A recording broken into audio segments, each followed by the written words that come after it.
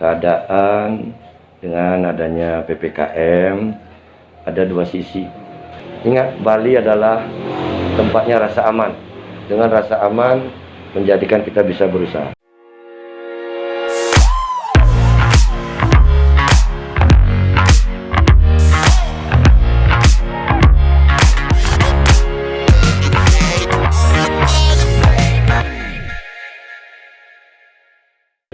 Nah, kalau kita mengamati sekarang terkadang di Bali sepertinya belum terjadi dan Ya, kita berharap jangan terjadi. tidak, jangan terjadi. Sikap-sikap Benar. yang kurang humanis yang ditampilkan oleh beberapa petugas. Ya, kita maklum juga mungkin secara psikologis mereka capek, tapi ya, biar bagaimanapun adalah aparat selalu menunjukkan hibauannya atau sikap yang humanis.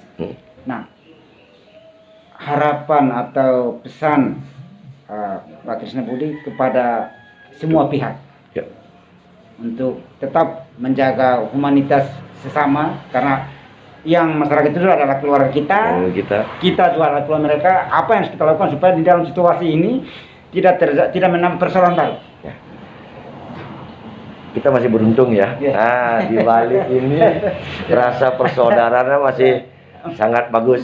Ya. Kita ucapkan terima kasih juga banyak kepada petugas-petugas yang di lapangan.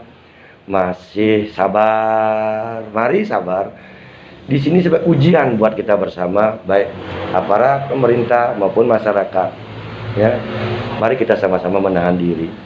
Tujuannya semuanya bagus. Ya. Di saat kalaupun ada yang lelah, silakan istirahat. Ada pergantian, ya kan? Ya, ada, tidak setiap aturan itu bisa kita laksanakan dengan kaku, ya. Karena di saat sekarang ini masyarakat juga kelihatannya perutnya pada lapar nih semuanya. Semuanya mari kita sembahyang, ya, menahan diri, ya, kepada masyarakat. Yakinlah ini akan berakhir. Ya, keyakinan itu sabar dan sabar. Pemerintah telah sangat berusaha dengan banyak program, ya. Yang kita sangat inginkan adalah kesadaran itu timbul dari diri masing-masing.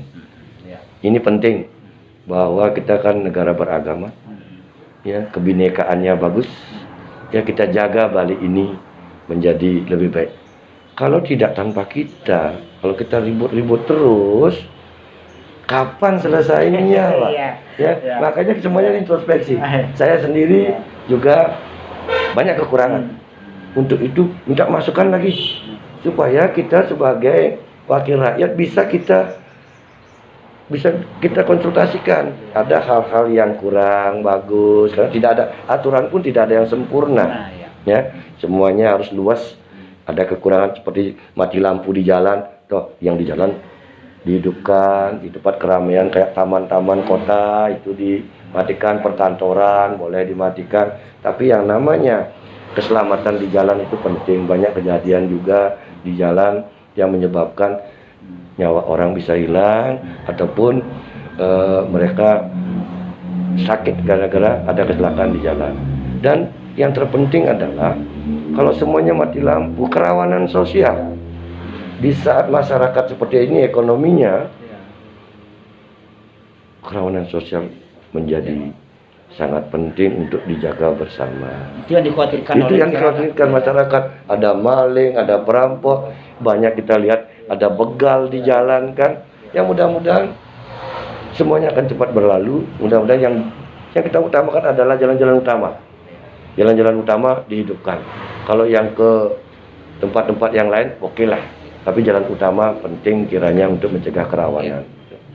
Kita bicara pandemi COVID-19 ini, kita bukan sekedar bicara kesehatan. Ya, benar. Tapi banyak aspek yang terdampak. Ekonominya. Kebetulan sekarang adalah memasukkan ajaran baru. Ya. Nah, ini masalah pendidikan juga terdampak ini, Pak. Ya, benar sekali. Sementara ada di ya, kalau kita mengikuti kebijakan beberapa bupati di Bali seperti Gianyar, Jembrane, terakhir Buleleng, memberikan instruksi kepada dinas pendidikan dan untuk sampaikan kepada kepala sekolah yang di dinas pendidikan yang di bawah tanggung jawab kabupaten itu supaya tidak dipungut biaya pembelian pengadaan seragam, untuk tidak ada pungutan lain yang ditujukan kepada siswa atau orang tua siswa. Nah, sekarang untuk tingkat ke provinsi yang menjadi tanggung jawab terhadap SMA dan SMK atau sederajatnya, tampaknya belum ada action ini. Ini dari sebagai anggota dewan, bagaimana saran kepada Pak Gubernur ini? Benar sekali. Itu yang dirasakan bukan hanya yang cari sekolah, kita di dewan pun kan, ya dengan konstituen begini keadaannya, ya kita harus keluar bantuan juga, berat juga. Karena kita saking banyaknya yang minta tolong kan, dengan ekonomi seperti dia harus bayar. Ya, harapan saya adalah ditunda pembayarannya, ya kan? Nanti setelah ekonomi meningkat, anak-anak sekolah mulai sekolah, itulah mulai. Sekarang saatnya lah pemerintah untuk turun, berada di tengah-tengah masyarakat dengan tidak memungut ya pembayaran kepada warga kita yang anaknya sekolah. Kenapa? Pendidikan itu penting, sangat penting, menjadi prioritas daripada kehidupan berbangsa dan bernegara. Inilah saatnya negara hadir. Saya harapkan untuk SMK dan SMA juga melakukan hal yang sama, tidak memungut daripada membebani siswa untuk saat ini. Nantilah, ya kan? Toh juga tidak sekolah tatap muka, masih daring kan, ya. Nah, nanti di saat yang namanya ekonomi sudah mulai membaik, tatap muka dilaksanakan mulai secara bertahap. Karena ini adalah semua sektor akan kena. Kami pun sebagai DPR akan kena nih, sangat kena. Dan kita alami sekali, ya. Banyak daripada kawan-kawan kita, masyarakat kita, kemana lagi mereka mengadu? Ini semuanya menjadi beban kita bersama. Kalau boleh tahu sih, APBD provinsi untuk pendidikan itu bisa mencukupi pembiayaan yang untuk sementara ditangguhkan untuk selama masa pandemi ini? Oh, saya yakin bisa, karena kan nilainya kan lumayan. Oh, iya. Hampir 1 triliun lebih, karena 20%. 20%. Ya, dan kita anggarkan pada waktu dulu 2019 itu capaiannya bukan 20% lagi, sampai 70%, 27%. Besar sekali. Sudah lebih melebihi, karena kita melihat, memandang bahwa pendidikan itu penting dan perlu untuk mencerdaskan kehidupan bangsa. Itu kita lihat kekurangan kita kan, kita mau bangun ini ada 8 ya sekolah yang mau dibangun kembali oleh pemerintah provinsi Bali, karena pertumbuhan ini kita, anak-anak kita kan semakin terus meningkat, makanya kebutuhan sekolah juga menjadi prioritas untuk dibangun. Sampai 27% dari total. Udah sampai 27% total untuk dana pendidikan, sudah melebihi daripada ketentuan yang 20%. Artinya Pak Gubernur tidak usah ragu-ragu membebaskan seperti untuk nggak usah ragu-ragu, tidak akan membebani kok, tidak akan membebani, karena kegiatan di sekolah sekarang hampir tidak ada kan, hampir tidak ada. Saya yakin tidak, dan saya yakin Bapak Gubernur ya menerima masukan-masukan ini dengan bijaksana. Nah, ini realita di lapangan. Mari pemerintah hadir di tengah-tengah masyarakat sekarang. Saya yakin tidak akan membebani, tidak. Kenapa? Setelah ini lagi 4 bulan, mudah-mudahan ini turun, ekonomi membaik kan? Ya, di saat itulah mulai dicicil oleh masyarakat kita. Ya, ada sense of crisis lah dari pemerintah kita kepada masyarakat, paling kepada siapa lagi, Pak? Ya kan, kepada masyarakat, bukan siapa-siapa kan? Nah, itu yang harapan saya, supaya tidak dikenakan biaya apapun untuk anak ini. Bukan berarti hanya menunda. Masyarakat juga sadar kok, di saat sekarang ini yang menjadi utamanya adalah perut. Lagi 3 bulan, lagi 4 bulan ekonomi membaik, yakin kesadaran warga Bali itu tinggi sekali kok, ya.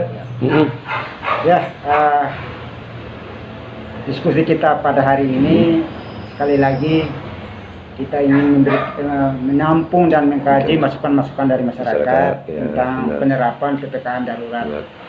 tidak ada maksud untuk mencari kesalahan, Ya. apalagi mau cari-cari kelemahan, tidak ada. Tapi kita ini adalah kontribusi kita untuk kebaikan kita semua. Semuanya. Semoga para pejabat, pemegang kebijakan menonton video ini sehingga apa yang kita bicarakan di video ini bisa menjadikan masukan, Ya, benar sehingga sekali.